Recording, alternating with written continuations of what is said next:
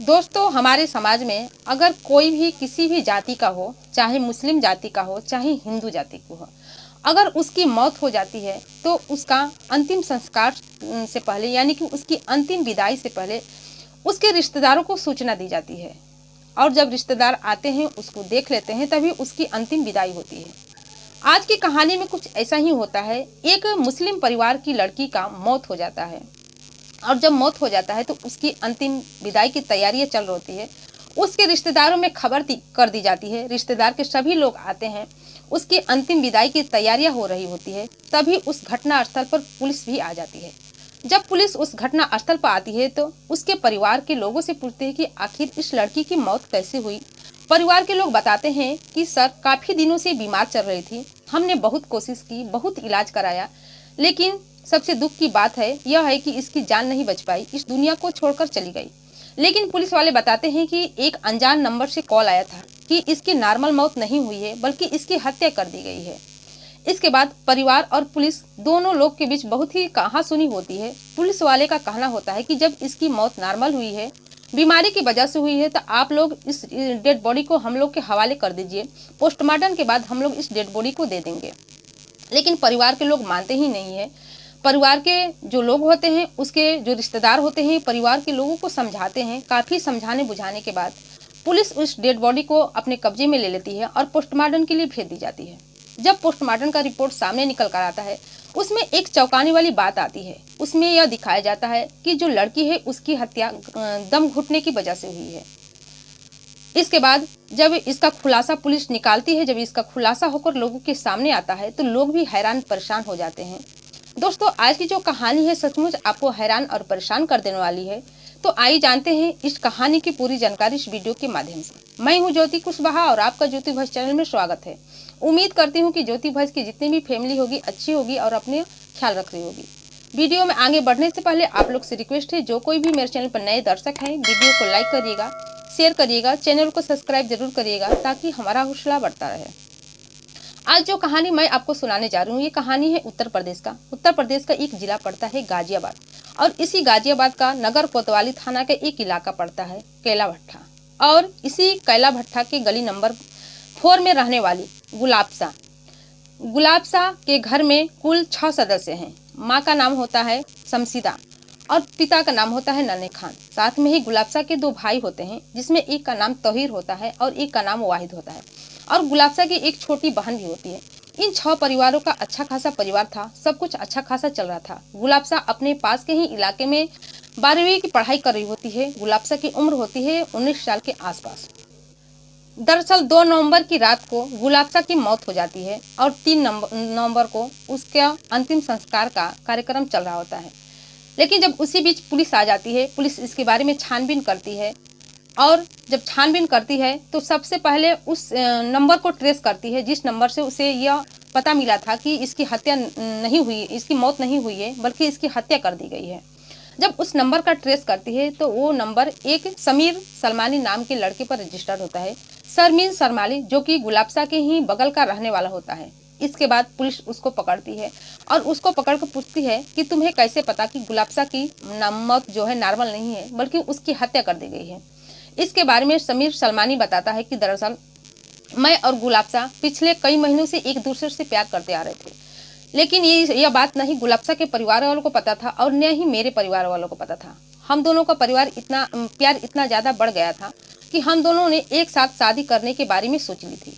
जब भी गुलाबसा अपने कॉलेज जाती, कुछ समय निकालकर मेरे साथ घूमती फिरती थी, हम दोनों मौज मस्ती करते थे।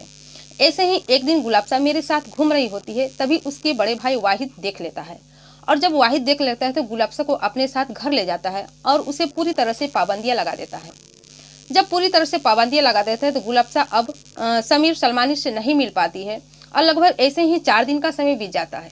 जब 4 दिन का समय बीत जाता है तो 5वां दिन गुलाबसा समीर सलमानी के नंबर पर कॉल करती है और कॉल करने के बाद कहती है कि मेरे परिवार वाले मेरी शादी के लिए रिश्ता देख रहे हैं, आप मुझे यहाँ से भगा ले चलिए, क्योंकि मैं जब शादी करूँगी तो किसी और से शादी करूँगी तो मैं अपनी जान दे दूँगी। इसके बाद समीर सलमानी उसे समझाने की बहुत कोशिश करता है और जब वो कॉल कर रही होती है, समीर सलमानी से बात कर रही होती है, तभी उसकी माँ देख लेती है। इसके बाद फ़ोन कट जाता है। इसके बाद फिर गुलाबसा 4 दिनों तक समीर सलमानी के नंबर पर कॉल नहीं करती है, उससे बातचीत नहीं करती है। लेकिन जब 5वां दिन फिर कॉल करती है और कॉल करने के बाद कहती है कि अब मेरे परिवार वाले मेरी शादी नहीं कर रहे हैं, बल्कि मुझे मारने का प्लान बना रहे हैं। जब मैं उस दिन तुमसे बात कर रही थी तो मेरी माँ ने देख ली और मेरी माँ ने जाकर भाइयों से बता दी। इस पर वो मेरे हत्या का प्लान बना रहे हैं, मुझे मारने वाले हैं। इस पर समीर सलमानी इस बात को ज़्यादा गौर नहीं करता है और हल्के में लेता है और सोचता है कि जरूर इसके भाई ने इसको डराने के लिए वो सब बातें कर रहे होंगे। इसके बाद तुरंत फ़ोन कट हो जाता है। फिर उसी दिन यानी कि 2 नवंबर के सुबह का वक्त 3 बजे फिर गुलाबसा समीर सलमानी के नंबर पर कॉल करती है और कॉल करने के बाद कहती है कि मुझे मारने की पूरी प्लान बना ली गई है, तुम मुझे बचा लो, यहाँ से निकालो। इसके बाद समीर सलमानी कहता है कि ठीक है, सुबह होते ही मैं तुमको वहाँ से निकाल लूँगा, अपने साथ ले आऊँगा। लेकिन तभी फ़ोन उसके हाथ से छूट जाता है। फ़ोन तो चालू रहता है लेकिन आवाज़ नहीं आ रही होती है। और सुबह जब वक्त होता है 3 नवंबर का दिन होता है, तभी इसको पता चलता है समीर सलमानी को कि गुलाबसा की मौत हो चुकी है। इस तरह से समीर सलमानी पूरी कहानी बताता है और बताता है कि इसी शक के आधार पर मुझे शक है, इसी बात को लेकर मुझे शक है कि गुलाबसा की मौत नहीं हुई है बल्कि उसकी हत्या कर दी गई है। जब समीर सलमानी के तहरीर पर पुलिस गुलाबसा के परिवार में उसकी माँ और उसके दोनों भाइयों को अरेस्ट करती है और पूरी कहानी इसके बारे में पूछताछ करने लगती है, तो बिना किसी शक्ति दबाव से पूरी बात बता देते हैं। और उसके जो बड़ा भाई वाहिद होता है वो बताता है कि मेरे परिवार में मेरे पिताजी हैं, वो पैरालिसिस है, हमेशा खाट पर पड़े रहते हैं। पूरे परिवार की जिम्मेदारी हम दोनों भाइयों की हैं। हम दोनों भाइयों ने पूरे परिवार की जिम्मेदारी को बहुत ही बेखूबी से निभा रहे थे और गुलाबसा को अच्छे स्कूल में जैसे तैसे करके हम लोगों ने दाखिल कराया कि इसका अच्छा करियर बन सके। लेकिन इस प्यार के चक्कर में पड़कर गुलाबसा ने अपनी पढ़ाई पर ध्यान नहीं देती थी और जब उन लोगों को पता चल जाता है कि इसका समीर सलमानी से चक्कर है तो उसकी शादी उसको काफ़ी ज़्यादा समझाते बुझाते हैं। लेकिन गुलाबसा अपनी जिद पर अड़ी रहती है कि जब वो शादी करेगी तो समीर सलमानी से ही करेगी। उसके दोनों भाई बताते हैं कि हम लोगों ने समझाने का बहुत प्रयत्न किया था। फिर एक दिन जब वो बात कर रही थी समीर सलमानी से तो मेरी माँ ने देख ली और पूरी बात आकर बता दी। हम लोगों को लगा कि गुलाबसा समीर सलमानी के साथ भाग जाएगी, इसलिए जो हमारी इज्जत है, जो मान मर्यादा है, वो अब नहीं रहेगी। लोगों के सामने हम लोग आंखें नहीं मिला पाएंगे। इस पर हम लोग को यही उचित लगा कि अब गुलाबसा की इस दुनिया को से ही हटा देना चाहिए। इसके बाद जब सुबह में 3 बजे वो कॉल कर रही थी तो अब हम लोग को लगा कि सुबह में गुलाबसा समीर सलमानी के साथ भाग जाएगी। इसलिए मेरी माँ और मेरे भाई ने गुलाबसा का हाथ पैर पकड़ा और हमने तकिए से मुंह दबाकर उसकी हत्या कर दी। जब ये पूरी बात उसके परिवार के लोग, उसके भाई बताते हैं तो पुलिस उसकी तरफ देखती ही रह जाती है और यह कहती है कि तुम लोगों की एक गलती की वजह से तुम्हारी बहन की जान चली गई और तुम तीनों लोग जेल के सलाखों के पीछे चले जाओगे। अब सोचो कि तुम्हारा जो पैरालाइज पिताजी है उसका क्या होगा और तुम्हारी छोटी बहन का क्या होगा। इसके बाद पुलिस उन तीनों को अपने कस्टडी में लेती है और कस्टडी में लेने के बाद जिला न्यायालय में पेश किया जाता है, जहाँ से उन तीनों को जेल भेज दिया जाता है। तो दोस्तों, ये रही पूरी घटना आप लोग के सामने। इस घटना से आपकी क्या राय है, आप अपनी राय कमेंट सेक्शन में कमेंट करके जरूर बताइएगा। और ये घटना सुनाने का उद्देश्य दुखी करना, परेशान करना नहीं था, बल्कि जागरूक करना था, सचेत करना था कि आप भी सावधान हो जाइए, सतर्क हो जाइए और अपना और अपने परिवार का ख्याल रखिए।